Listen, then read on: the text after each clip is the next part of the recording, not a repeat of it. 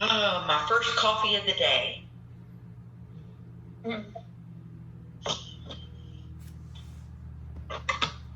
Sorry, guys. I am still like drugged out.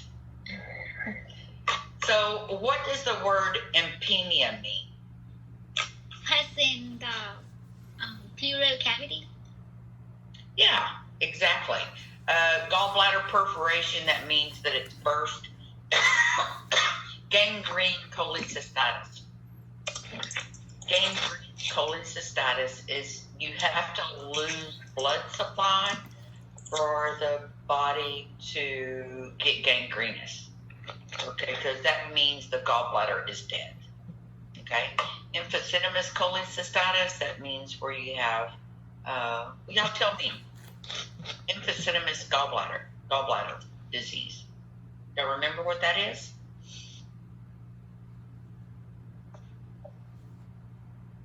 It's where the wall gets really, really thick.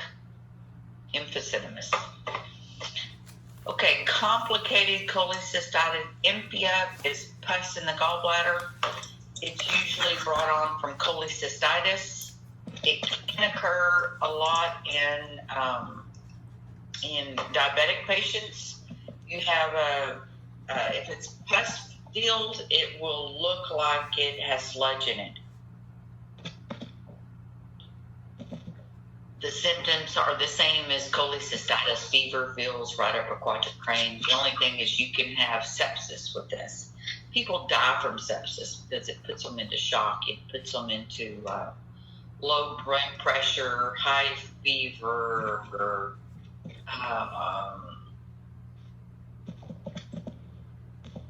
my brain just went blank. What else can it do to you?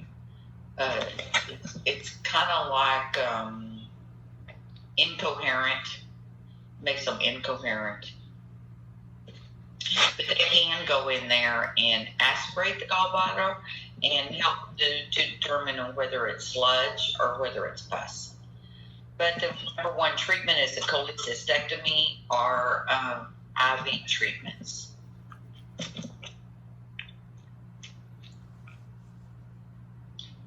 Gallbladder perforation happens with patients with acute cholecystitis. Typically, it will perforate at the fundus due to chronic inflammation of low blood flow. If you have acute perforation, bile leaks, and then you have peritonitis. Acute perforations are uncommon. Subacute are more common. They result in an abscess. Abscesses can occur in the gallbladder, the liver, or within the peritoneal cavity.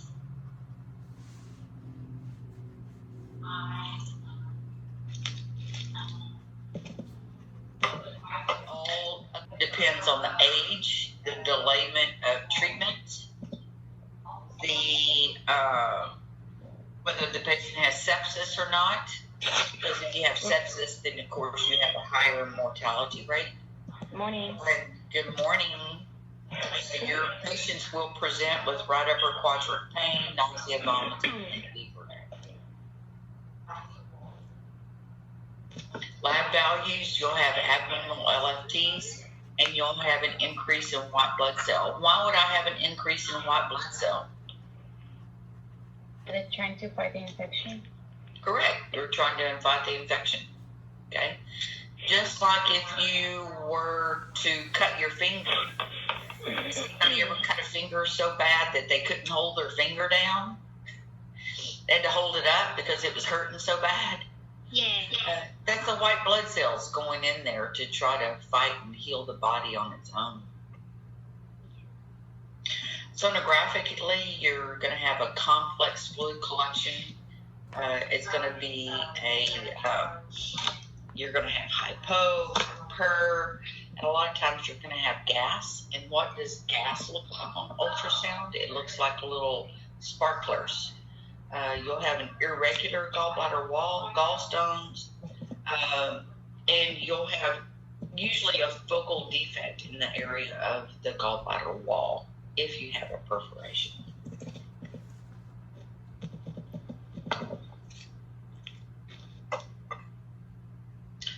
The perforation can be focal, it can be small, or it can be large. It can be considerable part of the wall. CT is more helpful for that because you don't have to touch the patient. With us, we have to press and pull, and some of us have more pressure on the transducer than what other people have. And so those people are going to be very, very sick, and they're not going to want to be touched. So CT is going to be the best option for that because they can actually tell more about if the patient has peritonitis or not, okay? But the earlier they can have the gallbladder removed, the better it's going to be for them.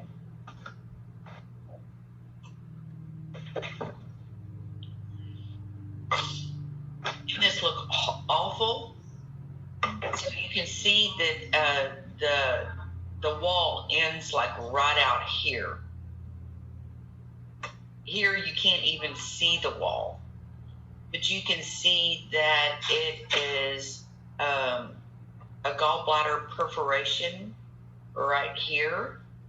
So all of the bile is leaking out of the gallbladder going into the peritoneum. Here's a good picture of it in transverse.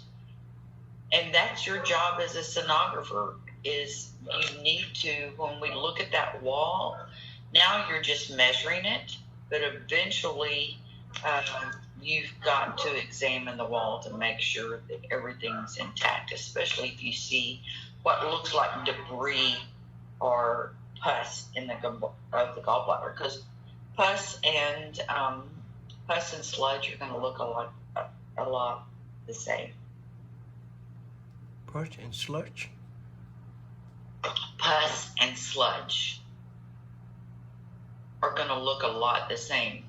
Because remember, sludge changes appearances also.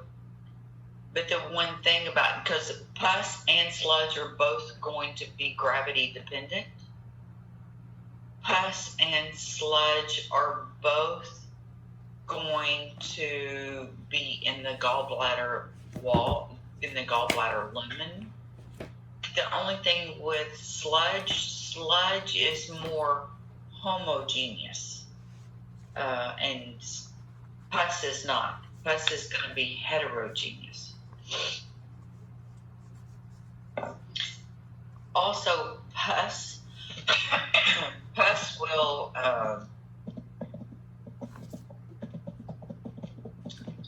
pus could be very complex depending upon the age. When sludge gets old, we can see it, but it usually turns into gravel, and from gravel it turns into little bitty stones, and pus doesn't have that appearance. It's not as homogeneous as sludge is.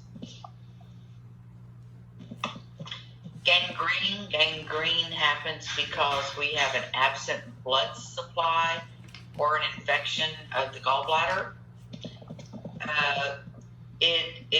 Eventually it will become necrotic. What does ischemic mean? What does the word ischemic mean? When there is like no oxygen. Correct. If I was looking at someone's skin, it would be blue. Yes. Blue, because if I'm ischemic, if I have an area that's ischemic, it's going to be a bluish tint. So the gallbladder wall, when it doesn't get enough oxygen, then it will eventually turn necrotic and start dying off. And about 38% of this is caused from acute cholecystitis cases. You'll have a positive Murphy sign, and when you touch, the patient's not going to know where the pain is, because the pain can be either localized or it can be diffuse. And of course, again, you'll have an increase in diabetes.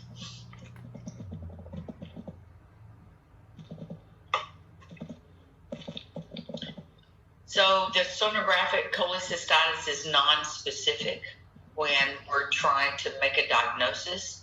We just know that it looks funky, and you have a thick wall. You have hyperechoic, hypoechoic striations that are suggestive of gangrene, but gangrene is going to be in the wall, so we've got to be very careful that we examine the wall. Intraluminal membranes from sloughing of the walls can also be noticed inside the gallbladder, because as the wall is sloughing off, that debris is going into that capsule, and then we can see that. So the treatment right here, that's why it's so important when we get a second opinion on a positive Murphy sign, because they treat everyone like the gallbladder has lost its blood supply. Okay, so they'll go ahead and take them immediately into surgery.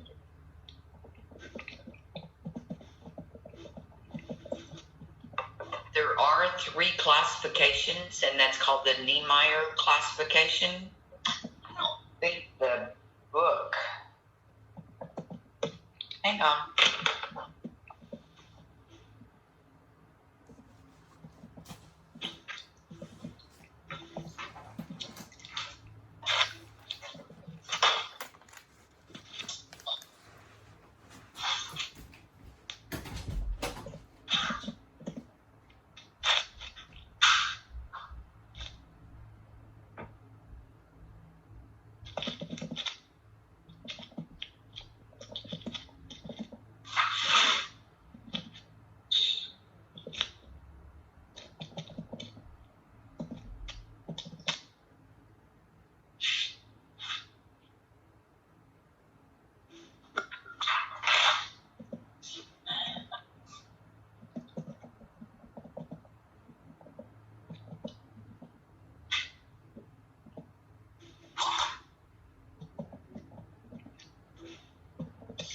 No, NEC doesn't say we have to know about this, but we'll go over it anyway. I'm not going to test you on it.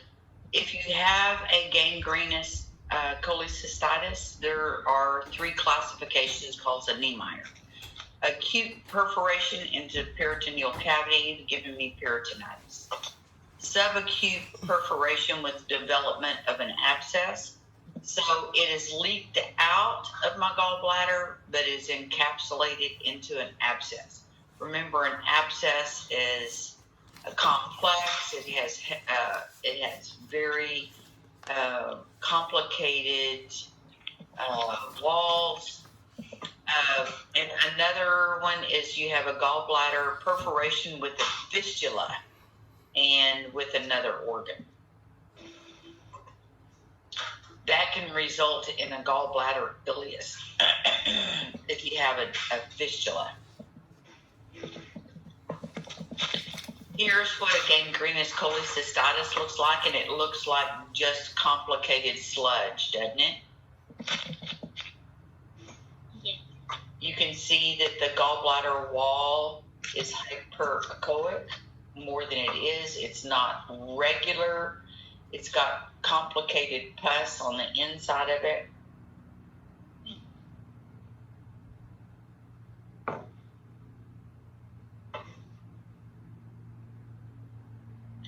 Here again, look how much pus is in the walls of the gallbladder. Here you have air, because air on ultrasound is very bright. Here it is in sagittal, and here it is in transverse. So this patient was too sick to have gallbladder surgery, and so they'll have to treat her or him with with what's it called?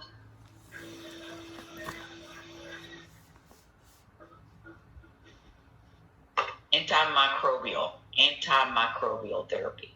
Oh, antimicrobial.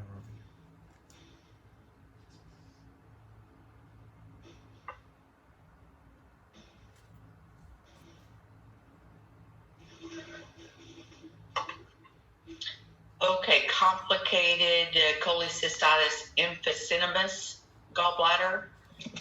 That's where you have gas-forming bacteria in the gallbladder wall, and our sonographic sign for making that diagnosis is a comet tail, because the pathology is in the gallbladder wall. So ultrasound hits that area, then it gets caught between the layers of the gallbladder wall, and so ultrasound gives us the artifact of a comet tail, and that's how we can make the association. The comet tail is how we make that diagnosis, I guess is what I'm trying to say. Gallstones are not seen in a lot of the cases, but you will have progressive right upper quadrant pain, nausea, fever, vomiting. You could develop a gangrene gallbladder or an abscess, and you can also have gallbladder perforation happen along with all of these cases. Sonographic appearance, you'll have gas bubbles that will be non-gravity dependent. And why are they going to be non-gravity dependent? It's because they're stuck in the wall. Okay.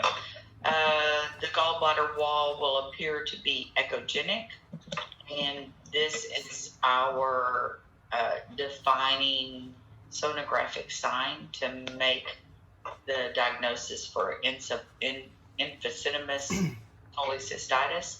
So it's up to you to go ahead and zoom that area, because on our machines we have a button where we can put the zoom just in a certain area. So you want to make sure that the radiologist doesn't miss that, because you might have a first year radiologist, and so he's going to be very dependent on you, or she will. Okay. A porcelain gallbladder also occurs in the wall, but the wall is smooth and it has a homogeneous shadow. Emphysematous, the wall is going to be dimpled. It's not going to be as smooth as you see in a porcelain gallbladder. Now, the reason that we say this, you might have emphysematous cholecystitis in just a little area, but if I have it along a major area of the gallbladder, then I could mistaken it for a porcelain gallbladder. Do y'all understand that? Yes. It depends on the area that you have that. I've never seen emphysematous gallbladder more than just about 3 comet tails.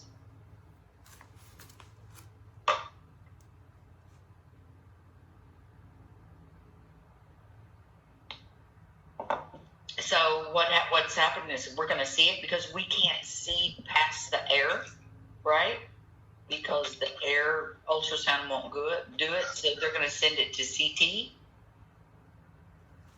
and they're going to be able to define if it's air or whether it's a calcification, because neither one of these we can penetrate. In critical patients, they'll do a percutaneous cholecystectomy, cystotomy with IV antimicrobial therapy. So basically they put a stent in, a tube in to kind of drain that area. It is considered an emergency and should be treated with cholecystectomy unless the patient's not too sick to have it. This is what it looks like. I've never seen it this wide. I've seen it maybe 2 or 3 centimeters, but I've never seen it where it's along the whole wall. I've only seen little areas like this.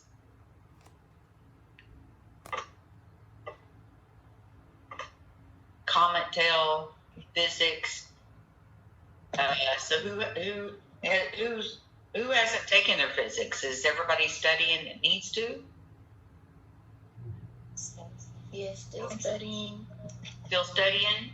Yes. Okay, you got lots of time to study. You're so lucky.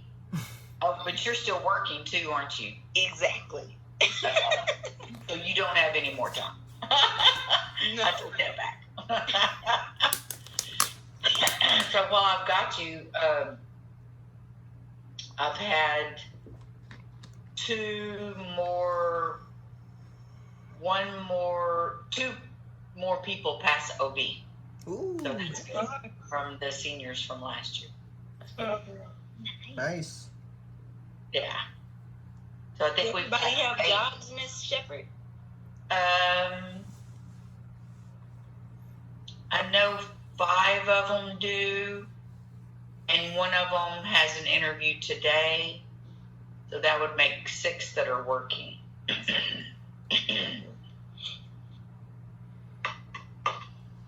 So here again is an emphysematous cholecystitis, and you can see that there's air stuck in the neck. But if I turn them, okay, so here I am, and I'm in the neck. So think about the anatomy. If I turn them left lateral decube. Now remember where the neck of the gallbladder is. So if I turn them left lateral decube, the air, we can see it moving out of the neck, and we can see it swirling in the gallbladder, and it will look like, literally when I say it looks like a sparkler, it looks like a sparkler. So here the patient is supine, and here they turn the patient left lateral decube, and be sure that you write that the patient is left lateral decube. There are times when we've even had to turn patients to the right, to try to, depending upon the shape of the gallbladder. Because have y'all noticed that everybody has a gallbladder, but it's all different shapes. Some of them can be really, really round.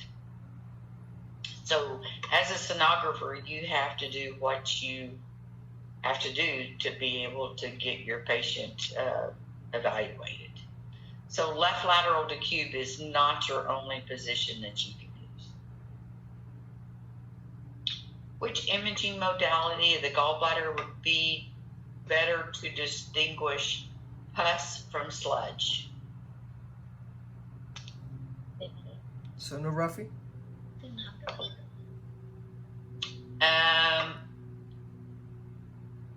I am going to guess CT. Let's look and see.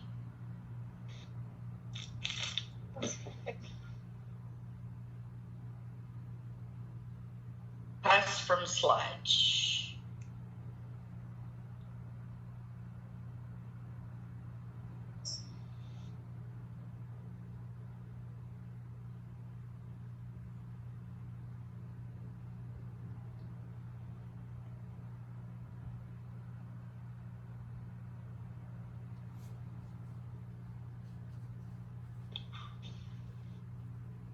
That's air and Your capacity. non-conscious can be performed to distinguish. It doesn't say. I think it's belong to gangrenous cholecystitis. Pus, emphysematous, empyema. MRI. It doesn't say. Oh, MRI or percutaneous needle aspiration is helpful to distinguish pus from sludge. So I guess it's going to be MRI. Okay.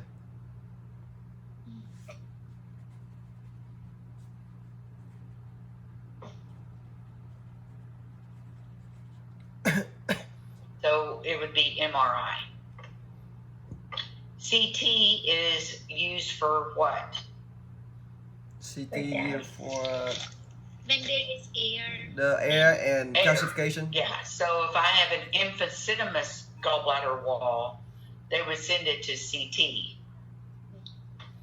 If I have a gangrene gallbladder, they're going to send it to MRI. Oh, that's it? Okay,